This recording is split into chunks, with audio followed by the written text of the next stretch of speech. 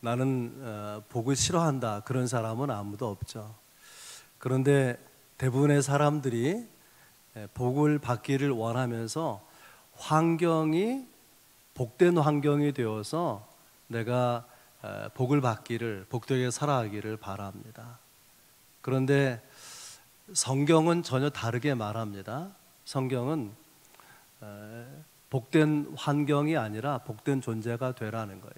아담 하와를 여러분 생각해 보세요. 에덴 동산, 그 낙원 에덴 동산보다 더 완벽한 복된 환경이 어디 있습니까? 그러나 아담 하와가 복되지 못했기 때문에 에덴 동산에서 쫓겨나고 말지 않았습니까?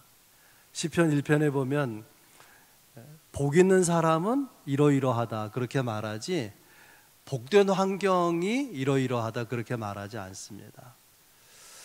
오늘 본문은 하나님께서 아브라함에게 너는 복된 존재가 되라, 복된 사람이 되라 그런 말씀이에요. 2절에 보면 너는 복이 될지라, 3절에는 땅의 모든 족속이 너로 말미암아 복을 얻을 것이라 그렇게 말씀하시면서 복된 사람이 되라고 말씀하시면서 중요한 두 가지 명령을 하고 있습니다. 하나는 떠나라, 또 하나는 가라는 명령입니다. 이 떠나라는 명령과 가라는 명령 어느 게 먼저일까요? 가라는 명령의 전제가 떠나는 것입니다. 하나님께서 아브라함에게 떠나라고 하시는데, 먼저 떠나라고 하시는데, 떠나라고 하면서 언급하신 내용을 보면 고향, 친척, 아버지 집 어느 하나도 소중하지 않은 게 없어요. 또 너무나 사랑하고 또 너무나 익숙한 그런 환경에서 떠나라고 하는 거예요. 어렵지 않겠습니까? 그럼에도 불구하고 떠나라고 하시는 이유가 무엇일까? 이것이 여러분과 나누려고 한 첫 번째 말씀입니다. 왜 아브라함에게 소중한, 익숙한, 사랑하던 곳을 떠나라고 하시느냐? 그것은 우상숭배 문제 때문에 그래요.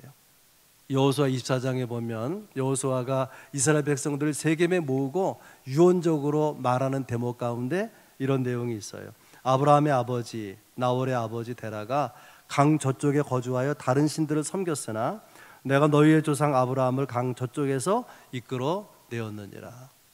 강 저쪽은 갈대아 우르를 말합니다. 티그리스 메소포타미아, 유프라테스 강이 있는 지역을 메소포타미아라 그러죠. 거기 우상숭배가 극심했습니다.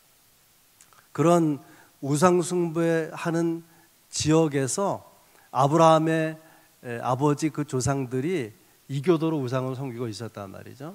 그리고 성경에 보면 아브라함이 우상을 만드는 우상 제조업자였습니다. 하나님께서 그 갈대아 우르에서 아브라함을 이끌어 내셨다는 거예요. 무슨 말입니까? 너는 하나님의 백성답게 살려면 우상의 문화에서 우상을 섬기던 삶에서 출애굽해야 된다, 벗어나야 된다, 그런 이야기 아니겠습니까? 두 번째 이유, 이 하나님께서 떠나라고 하신 두 번째 이유는 임마누엘의 은총을 주시려고 하는 거예요. 아브라함에게 이 소중하고 네가 익숙하고 사랑했던 곳을 떠나서 내가 너에게 보내줄 땅으로 가라고 말씀하시는데, 이 가라는 것은 그냥 너 가봐 그런 것이 아니라 네가 가는 길에 내가 너와 함께 하마 그런 뜻입니다. 내가 너와 함께 할 것이니까 내 명령을 따라서 나아가라 그런 말이죠. 여러분, 우리는 하나님을 믿는다고 하지만 사실은 하나님을 믿는 것보다 돈을 더 믿을 때가 많고, 하나님을 신뢰한다고 하지만 우리의 현실이나 경험이나 자기의 능력이나 세상적인 것들을 돌아볼 때가 더 많이 있습니다. 하나님이 정말 나와 함께 하심을 내가 믿을 수 있다면, 그 지혜와 능력에 하나님이 나와 함께 하시는 것을 믿을 수 있다면 왜 떠나서 가지 못하겠습니까? 그래서 이 가라는 명령 속에는 내가 너와 함께 하마, 임마누엘의 약속이 있다는 거예요. 여러분도 임마누엘의 은총을 믿고 하나님이 보여주시는, 또 가라고 명하시는 삶을 향해서 전진해 나아갈 수 있길 바랍니다. 그 다음 왜 떠나라고 하느냐, 가장 중요한 이유는 복이 될지라, 내가 너를 복된 사람, 복된 존재로 만들 것이니 그러므로 떠나라고 하는 거예요. 2절에 보면 아브라함에게 내가 너에게 복을 주어 라고 말씀하시며 세 가지 내용을 말하는데요, 그 중에 하나가 큰 민족을 이루게 하리라, 두 번째는 너의 이름을 창대하게 하리라, 결과적으로 세 번째 너를 복된 존재가 되게 하리라. 이런 세 가지 축복은 아브라함 개인에게 주신 것입니다. 이스라엘 민족에게 주신 것이 아니라 아브라함 개인에게 주신 거예요. 그러나 하나님의 그 진지한 기대는 뭐냐면, 하나님 주신 복이 아브라함에게서 끝나는 것이 아니라 다른 사람에게 복을 끼치는 존재가 되게 하는 데 있다는 거예요. 그래서 3절에 이렇게 말하죠. 땅의 모든 족속이 너로 말미암아 복을 얻을 것이라. 너로 말미암아서, 원문에는 너를 통해서 혹은 내 안에서 모든 족속이 복을 얻게 될 것이라 그렇게 말씀하십니다. 여러분, 하나님이 우리에게 주시는 복, 성경에서 우리에게 주는 복은, 약속하는 복은 세상에 말하는 복과 달라요. 뭐가 다르냐? 하나님이 주신 복은 먼저 내게 와서 누리라고 하는 거예요. 그런데 하나님 주신 복을 누리지만 그 복이 내 안에만 계속 머물고 있으면은 도리어 화가 될 수가 있다는 거예요. 하나님 주신 복이 내게서 흘러서 다른 사람에게 가면, 그러면 우리에게 주시는 복을 더하시고 온전하게 하시겠다, 풍성하게 하시겠다고 하는 것이 성경의 또 하나님의 약속입니다. 다른 사람에게 흘려보낼 것을 기대하고 있다, 그런 뜻이에요. 폴 트룬이라고 하는 분이 이렇게 말했어요. 선물을 주는 것은 사실은 다른 사람에게 주는 것이 아니라 자기에게 주는 것이다. 하나님이 우리에게 주시는 복을 누군가 흘려보내면은 그냥 흘려보내면 없어지는 것이 아니라 사실은 너에게로 돌아오게 되는 것이다, 그런 뜻 아니겠습니까? 하나님이 아브라함에게 복을 주실 때에 최종 목적은 아브라함이 아니고 다른 사람에게 흘러가는 것입니다. 그런데 왜 우리가 그런 하나님의 은혜를 받고도 복을 누리지 못하고 살아가느냐? 그것은요, 하나님이 우리에게 주시는 복을 최종 목적으로 여기는 거예요. 나에게 복을 주셔서 내가 누리는 것을 최종 목적으로 여기고 그 다음 단계가 없기 때문에 그런 것입니다. 하나님이 아브라함에 복을 주신 최종 목적은 아브라함을 지나서 다른 사람에게 가는 것입니다. 그래서 오늘 본문에도 너를 통해서, 너로 말미암아 모든 족속이 복을 얻을 것이라 그렇게 말씀하시는 것이죠. 물론 이 복은 우리가 생각하는 돈만 말하는 게 아니에요. 건강만 말하는 게 아니라 그걸 포함해서 근본적인 복은 하나님의 생명, 영생의 생명을 말하는 것입니다. 갈라디아서 3장 14절에 바울사도 이렇게 말합니다. 이는 그리스도 예수 안에서 아브라함의 복이 이방인에게 미치게 하고, 하나님이 아브라함에게 주신 복이 흘러서 이방인까지 가게 하는데 그 복이 뭘 말하느냐? 예수 생명을 말하는 거예요. 예수 안에서 하나님의 생명이 나를 통해 흘러가게 하는, 거기에 하나님의 기대가 있다고 하는 것입니다. 그런 의미로 여러분은 복을 구한다면 당당히 구해도 됩니다. 하나님, 저에게 복 주시기 원합니다. 내게 복을 주시면 그 복은 반드시 다른 사람에게 흘러가도록 하겠습니다. 그럼 틀림없이 주시리라 그렇게 믿습니다. 하나님께서는 아브라함에게 이런 은혜를 가지고 떠나라고 하는 거예요. 그런데 어떻게 떠날 수 있을까? 익숙한 삶의 자리에서 내가 사랑하는 사람들, 소중히 여겼던 것에서 어떻게 떠날 수 있을까? 아브라함이 떠날 수 있었던 것은 그에게는 말씀에 대한 순종의 신앙이 있어서 가능했습니다. 아브라함의 삶의 특징은요, 하나님 말씀이 들려온다는 거예요. 이 창세기 12장에 하나님이 아브라함이 말씀하고 계십니다. 하나님께서는 아브라함에게 말씀하시고, 그리고 우리는 그 말씀을 듣는 위치에 있는 것이죠. 말씀이 들려지는 것이 큰 복입니다. 설교를 통해서 말씀이 들려지는 것, 기도할 때 하나님의 세미한 음성이 들려지는 것, 내가 구체적인 삶을 살아갈 때 하나님의 음성이 내게 들려지는 것, 그것이 복이에요.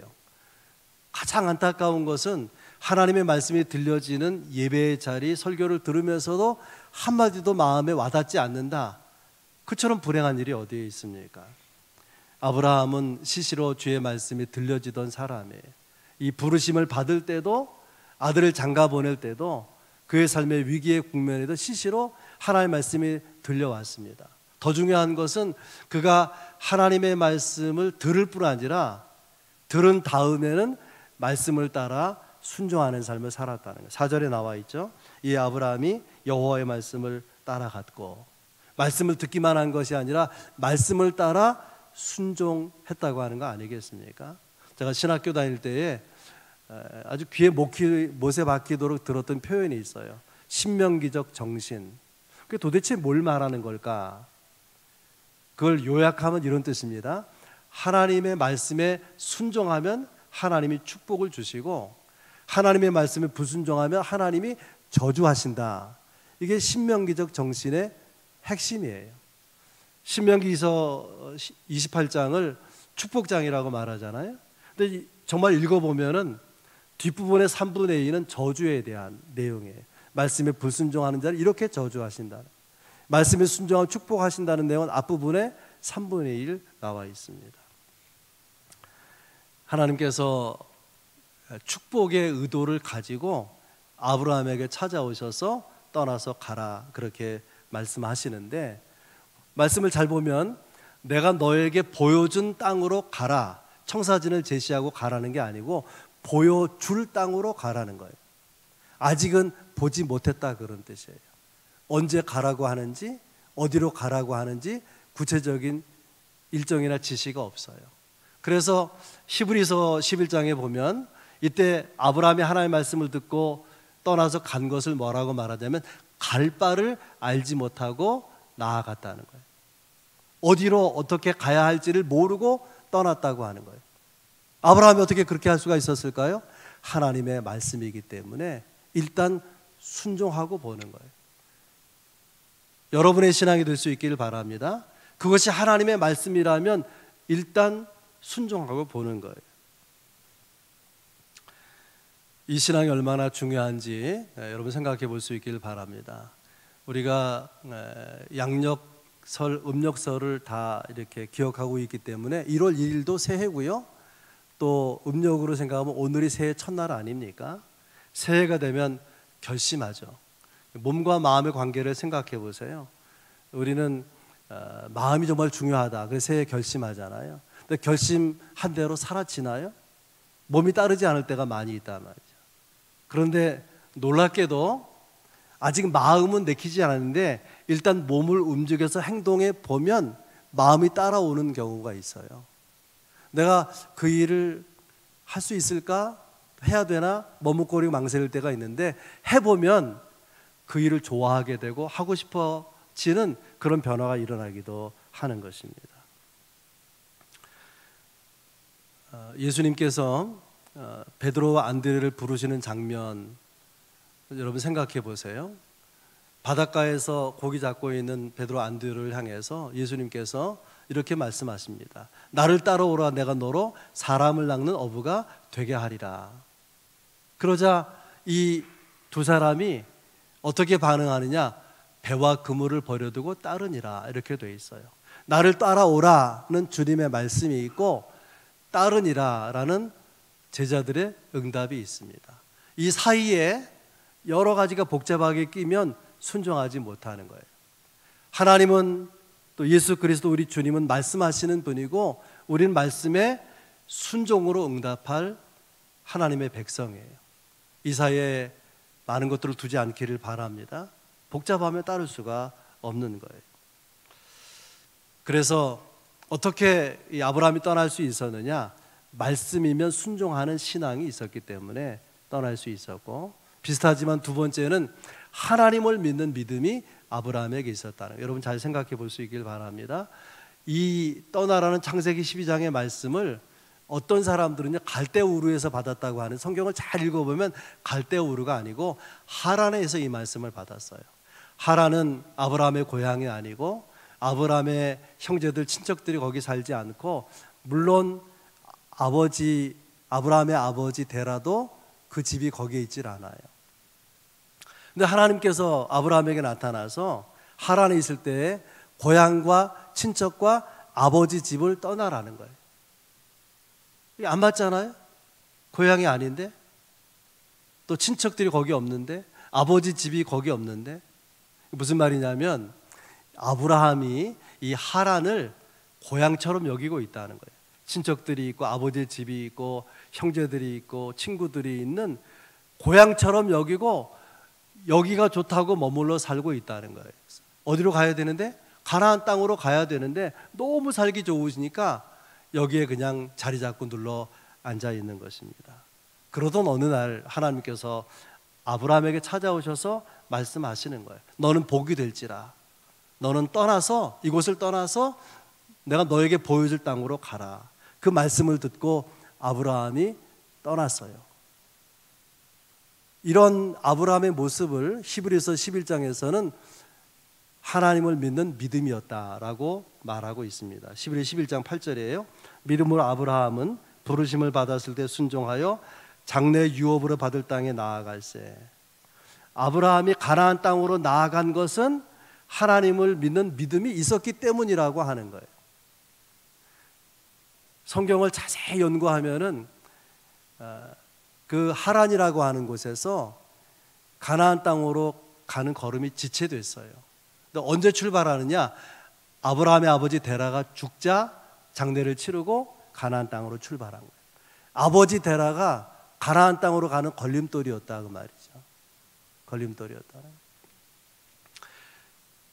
그럼에도 불구하고 성경은 믿음으로 아브라함이 하나님이 보여준 땅으로 나아갔다 그렇게 말하고 있습니다. 저는 이 부분이 너무나 감사한 거예요. 감사한. 우리가 하나님을 믿습니다. 흔들리잖아요. 옥수수 먹을 때 이가 빠지는 것처럼 이렇게 빠진 부분들이 있어요. 그런데 불구하고 흔들린 부분, 믿음에서 미끄러질 때도 있었지만 그걸 다 빼고 가나안 땅으로 나아간 그 모습을 보고 믿음으로 나아갔다 이렇게 말하는 거예요. 얼마나 감사합니까? 나다나엘이 친구를 따라서, 친구 빌립을 따라 예수님 앞에 올 때에 뭐라고 말하냐면 너는 참 이스라엘 사람이라. 네 속에 간사가 없다. 간사함이 없다는 거예요. 나다나엘이 완전한 사람입니까? 그러지 않은 거예요. 나다나엘의 좋은 모습, 네가 무화과 나무 아래 하나님의 말씀 묵상하고 경건하게 기도한 모습을 내가 기억한다. 그런 모습만 있겠습니까? 친구와 싸울 때도 있고 그러지 않겠어요? 하나님께서 우리의 좋은 모습을 보시고 그래도 믿음을 붙들고 버틴 그것을 가지고 너는 나를 믿었다라고 칭찬하신다는 것입니다. 아무튼 이 믿음이 있었기에, 하나님을 믿는 믿음이 있어서 떠나서 가나안 땅을 향해 갈 수 있었다는 거예요. 세 번째는 저는 오늘 본문에 나와 있지 않지만 하나님을 향한 아브라함의 사랑 때문에 떠날 수 있었다고 생각합니다. 하란을 떠나느냐 떠나지 못하느냐, 그것은 하나님을 사랑하는 여부에 달려 있어요. 왜 그런가 하면은 사람은요 더 사랑하는 것을 쫓아가기 마련이에요. 오늘도 여기 나올 수 있었지만 더 사랑하는 것에 묶여서 못 나온 사람도 있는 거예요. 어떤 사람은 주일날 나오지 못해서, 왜 나오지 못해서요? 손님이 와서요. 그에게 더 중요한 것은 손님인 것이죠. 그러지 않습니까? 바울 사도가 빌립보 3장 8절에서 이렇게 말합니다.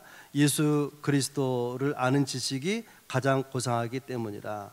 내가 그를 위하여 모든 것을 잃어버리고 배설물로 여김은 그리스도를 얻고 그 안에서 발견되려 함이니라. 모를 때는 교회를, 예수 믿는 사람을 그렇게 핍박했었는데 부활하신 주님을 만나고 나서 금보다 소중한 것이 없는 것을 깨달았어요. 예수님을 만나기 전에 그가 소중하게 여겼던 명예라든지 재산이라든지 뭐 학문이라든지 그것이 부질없는 짓이다. 배설물처럼 버릴 수 있는 것이고 내게 소중한 것은 그리스도고 그리스도를 아는 지식이다. 그 말의 의미가 뭘까요? 주님을 사랑한다 그런 뜻이에요. 사랑하는 것에 가치를 두는 거 아니겠습니까? 문제는 여러분이 지금 있는 자리가 하란이냐 가나안이냐 하는 거예요. 여러분 하란에 머물고 계십니까? 아니면 가나안으로 와서 살고 계십니까? 하라는 하나님의 말씀이 있지만 떠나지 못하고 그냥 머물러 있었던 자리예요. 세상적인 욕심 때문에, 세상적인 기대 때문에, 소망 때문에. 가나안은 그것을 끊고 하나님의 말씀에 응답해서 나아간 삶의 자리입니다. 말씀에 응답하는 신앙이 있으면 이게 위치 장소의 문제가 아니라 내가 말씀에 응답해서 순종하는 삶이 있으면 여러분은 가나안에서 살고 있는 것이고, 하나님을 믿고 예수 그리스도를 믿고 교회 나와서 예배하지만 말씀에 응답하지 못하고 있으면 여전히 하란 땅에 머물고 있는 것입니다. 하란을 떠나서 가나안 향해 갈 수 있길 바랍니다. 세 번째 말씀은 주도권이 누구에게 있는가라는 거예요. 제가 설교를 준비하면서 계속 묵상하면서 말씀의 강조점이 도대체 이 말씀을 본문에 성경에 넣어두신 하나님의 의도가 뭘까? 하나님께 주도권이 있음을 가르치려고 하는 것입니다. 본문 1절부터 5절까지인데요. 주의 있게 읽어보면 두 부분으로 나눠져 있어요. 1절부터 3절까지는 주어가 하나님이에요. 여호와라고 시작되고 4절 5절 그 이후는 아브라함이 주어로 나타나게 됩니다. 1절에 보면 여호와께서 아브라함에게 이르시되, 누가 주어죠? 여호와가. 내가 너에게 보여줄 땅으로 가라. 주어가 내가 하나님이지 않습니까? 근데 2절 3절에도 보면 우리말에는 더러 주어가 빠지는데 원문을 따라서 읽으면 이렇게 돼 있어요. 내가 너로 큰 민족을 이루게 할 것이다. 내가 너에게 복을 줄 것이다. 내가 너의 이름을 창대하게 할 것이다. 너를 축복하는 자 내가 복을 내릴 것이다. 너를 저주하는 자 내가 저주할 것이다. 1절에 2번, 2절에 2번, 3절에 2번 여호와 혹은 내가 6번이나 내가 너에게 말하는 거다. 내가 너를 복되게 할 것이다. 그렇게 말씀하고 계십니다. 무슨 뜻이냐면 하나님이 주도적으로 일하신다고 하는 거예요. 시편 16편 2절 말씀입니다. 내가 여호와께 아뢰되 주는 나의 주님이시오니 주밖에는 나의 복이 없다 하였나. 이 시인은 하나님을 가리켜서 뭐라고 고백하냐면 나의 주인이시오니, 주인이라고 하는 거예요. 주인이 어떤 존재죠? 주권을 가지고 있는, 다스리는 존재라고 하는 거예요. 하나님께서 하나님의 백성의 주권자가 되셔서 주도적으로 이끌고 가시는 거예요. 우리의 응답은 순종해 가는 거죠.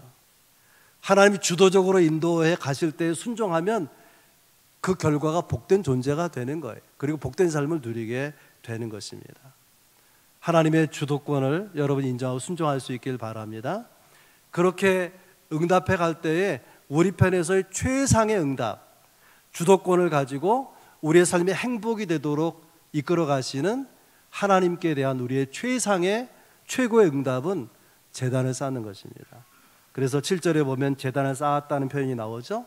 8절에는 장막을 치니 그곳에서 제단을 쌓았더라.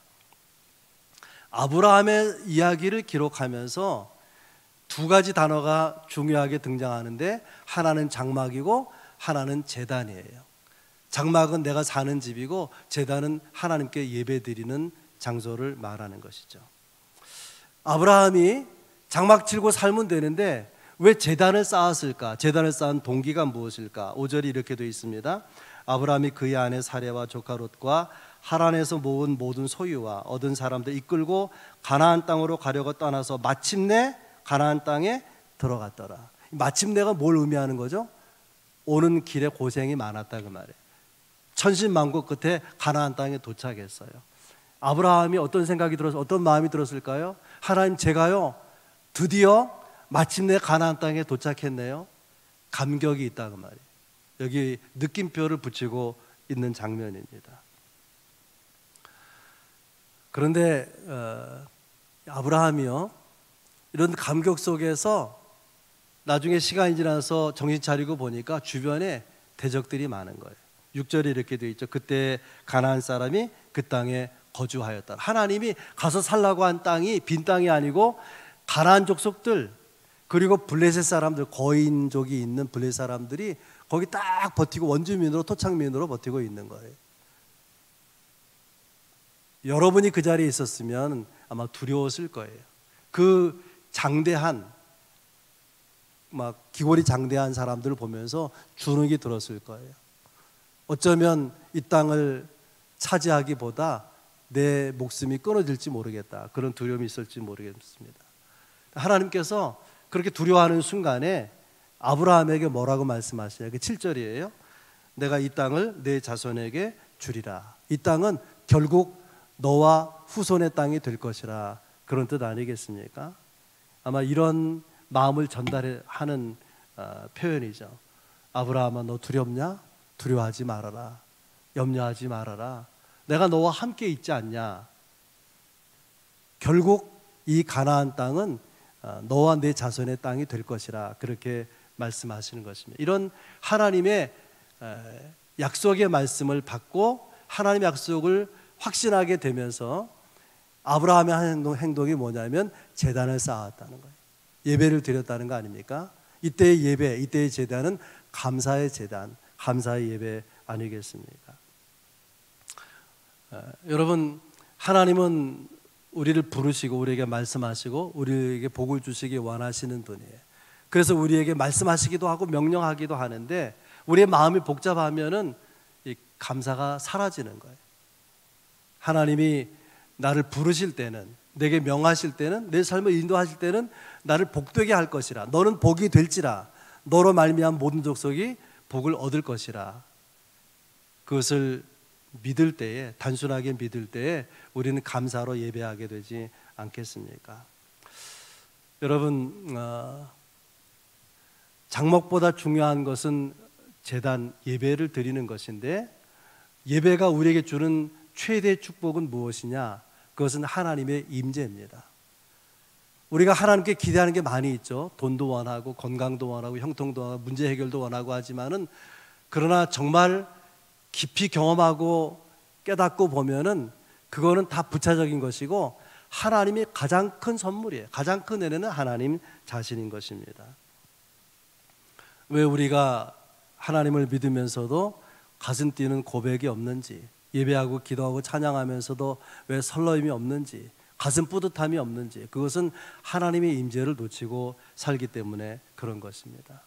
제가 어느 길을 차를 타고 운전해 가다가 성령의 임재를, 불같은 임재를 경험했어요. 한 15분 동안 계속 임재가 있었는데, 그때 느낌이 어땠냐면은 황홀경에 빠진 것 같아요. 무엇과 바꿀 수 없는 감격과 기쁨이 그 가운데 있었습니다. 여러분에게 하나님이 주시는 어떤 선물과 은혜보다도 하나님을 허락해 주시는, 하나님을 경험하는 감격이 여러분 가운데 충만할 수 있기를 바랍니다. 아브라함이 이후 8절에 보면 장막을 치고 제단을 쌓는 장소가 기록되어 있어요. 성경은 하나님의 말씀이기 때문에 그 장소도 대단히 중요한, 베델과 아이 사이에 장막을 치고 제단을 쌓았더라. 베델은 하나님의 뜻이라, 하나님의 집이라는 뜻이 있고요, 아이는 폐허의 무더기라, 그런 뜻이 있습니다. 무슨 뜻이냐면은 하나님의 임재가 있으면 하나님의 집, 성전, 천국이 될 수도 있고, 하나님의 임재가 없으면 아무리 좋은 하람 같은 환경일지라도 폐허의 무더기가 될 수 있다는 것 아니겠습니까?